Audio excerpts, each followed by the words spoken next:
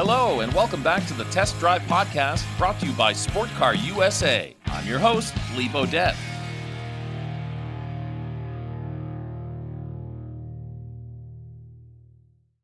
Well, hi there, everybody. Welcome to our Test Drive Podcast number 55.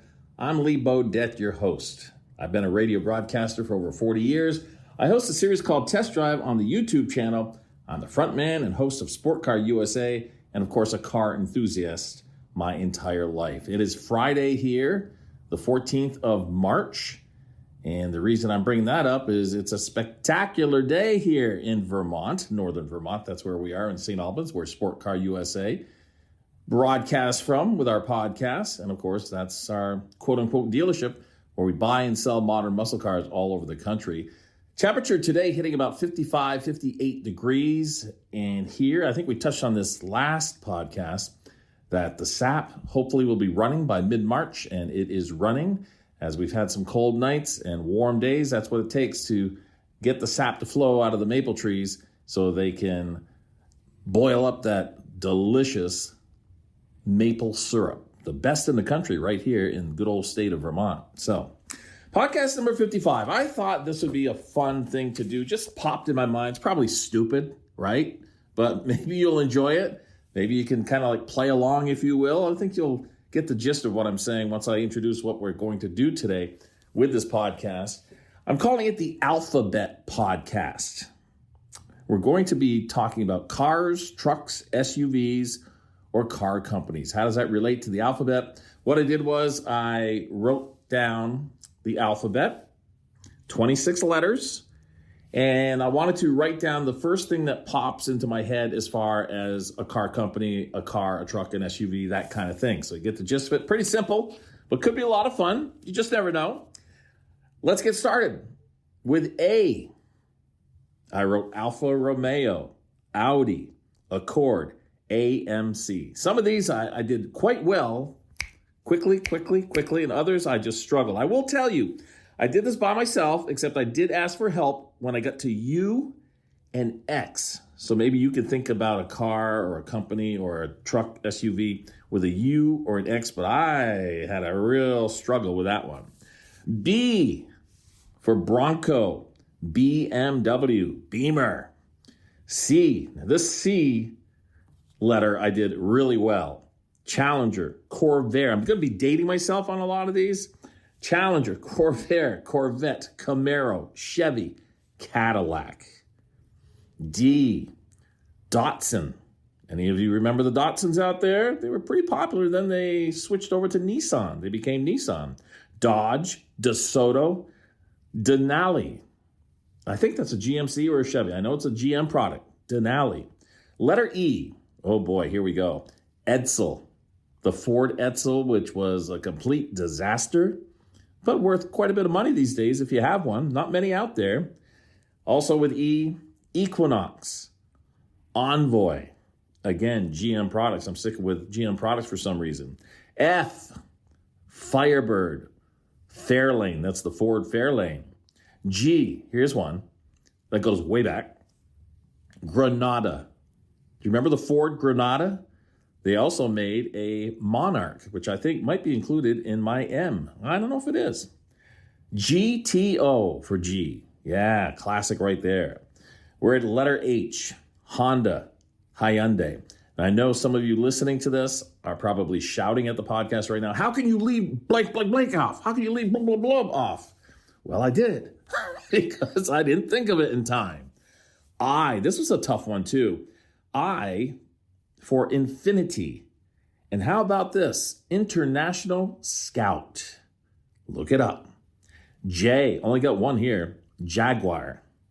K, mid-70s, this car sold like hotcakes with Lee Iacocca at the helm.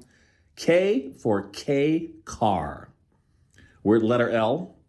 Lincoln, Lexus. M for Mazda, Mustang, MG. And how about the Ford Maverick? And there's also a Maverick truck these days. Letter N, Newport. That would be the Chrysler Newport. And Nissan, which we talked about earlier, taking over the nameplate of Datsun. O only came up with one, Opel.